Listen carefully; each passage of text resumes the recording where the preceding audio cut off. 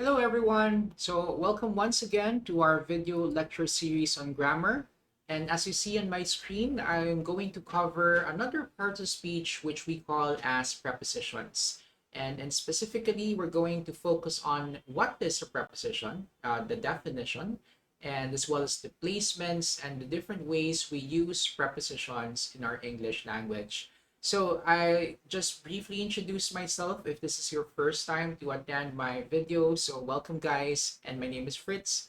And I usually handle the grammar series and as well as the vocab and as well as your pronunciation, accent, neutralization topics we cover. So once again, welcome to Niner. So we move forward and let's explore the definition of what a preposition is.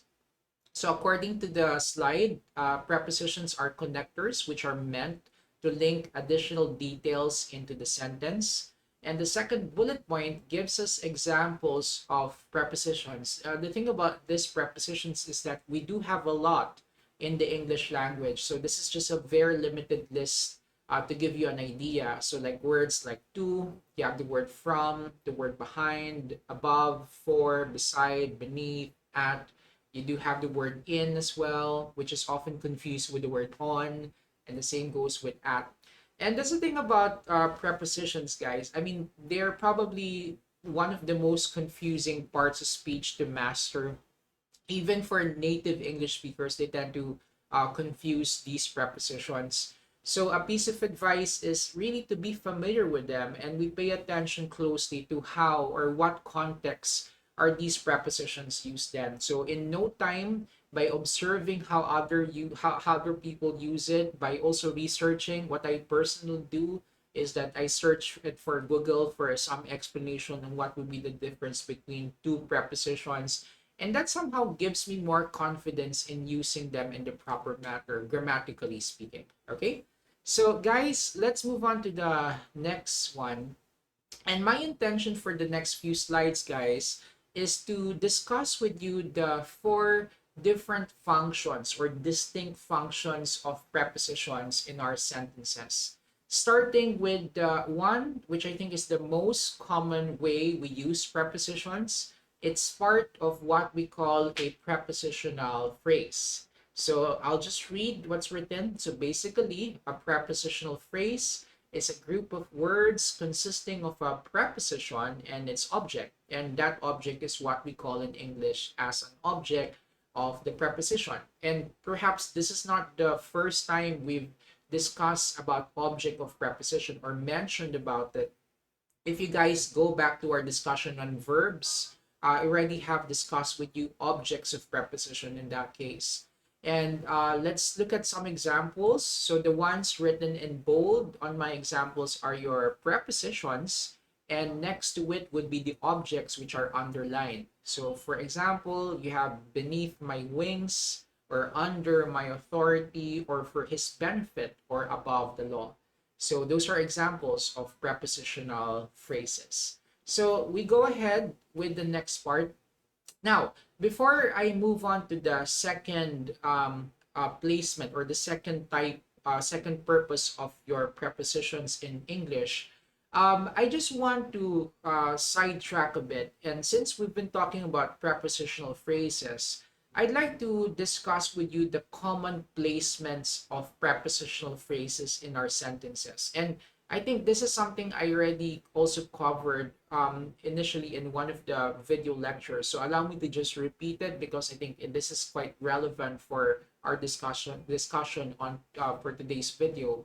So a prepositional phrase can begin your sentence. In that case, it now forms an introductory phrase. So if you look into the examples given on my screen, so first one, it says for thousands of years, the Stonehenge people kept adding more structures to the sacred site.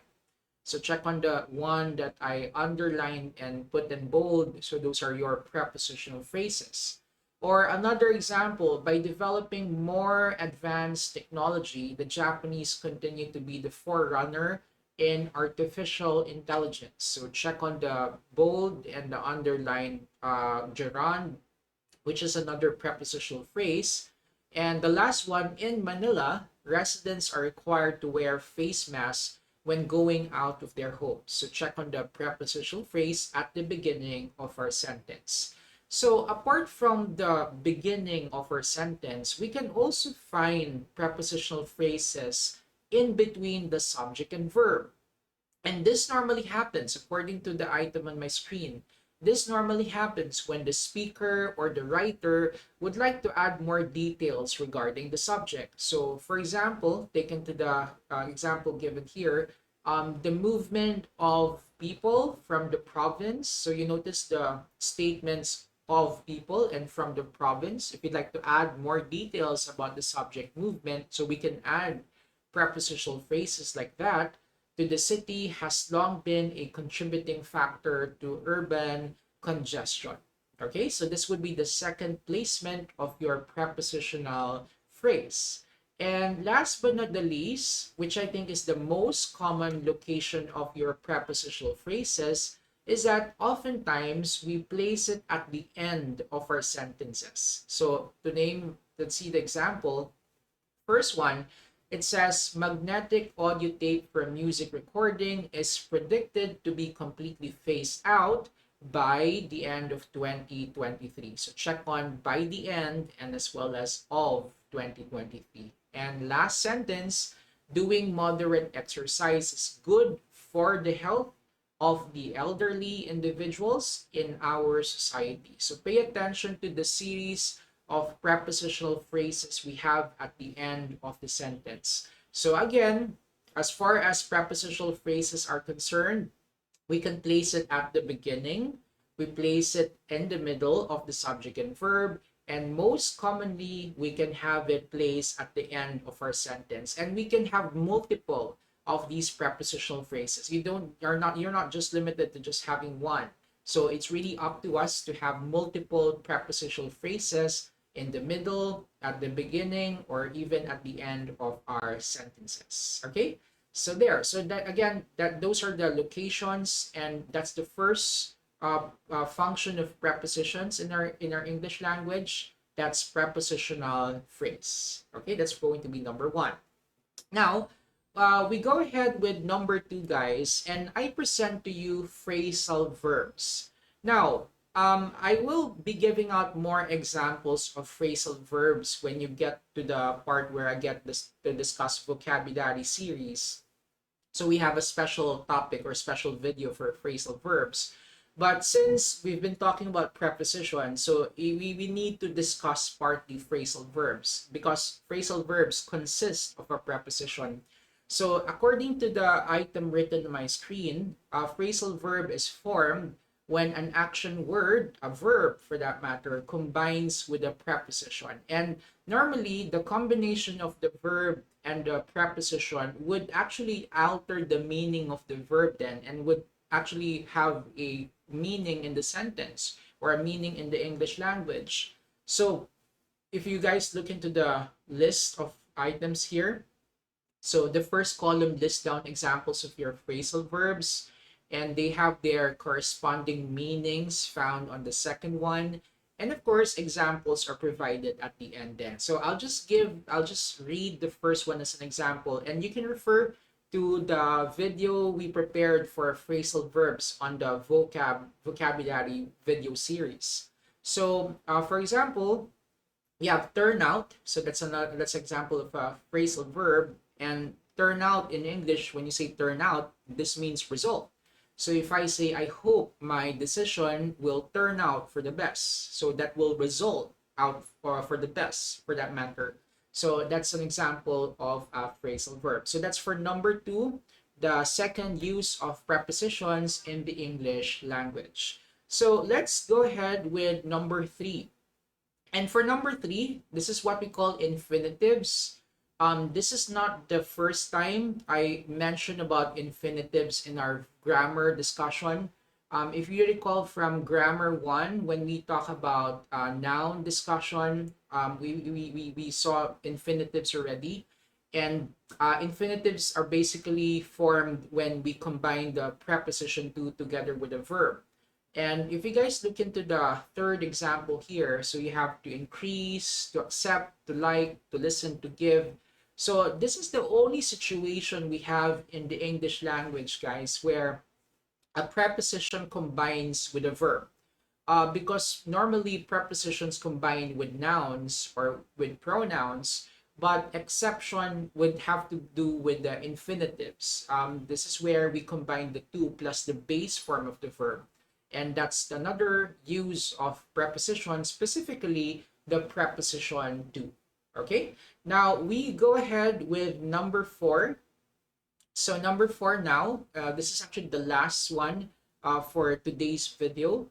Conjunctive adverbs. So it is meant to connect sentences and paragraph. And again, this is also not the first time I mentioned about conjunctive adverbs in our grammar series.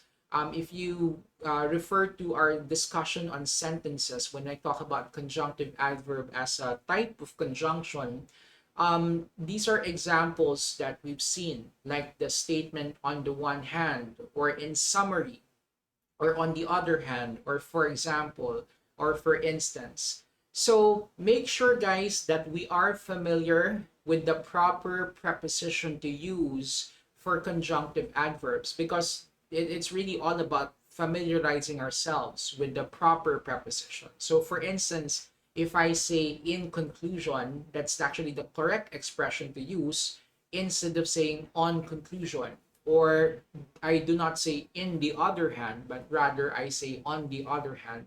So we just need to be familiar with the proper preposition to be used for the conjunctive adverbs as presented here. So I will not be discussing conjunctive adverbs in greater detail for today's video. But guys, I hope you check out the video we prepared. It's called Sentences and Types of Conjunctions. I hope you check it out. That's where, of course, we get to see more examples of these conjunctive adverbs. Okay? And yeah, so that's actually it for this short video. So I hope that I was able to enlighten you with regard to what a preposition is, the placements of our preposition, and the different ways we use prepositions in English. So for the next video, we get to see examples of prepositions and specific ways on how to use them in our sentences. But for now, I'll have to bid goodbye first, and I'll catch you again on our next video. Bye-bye.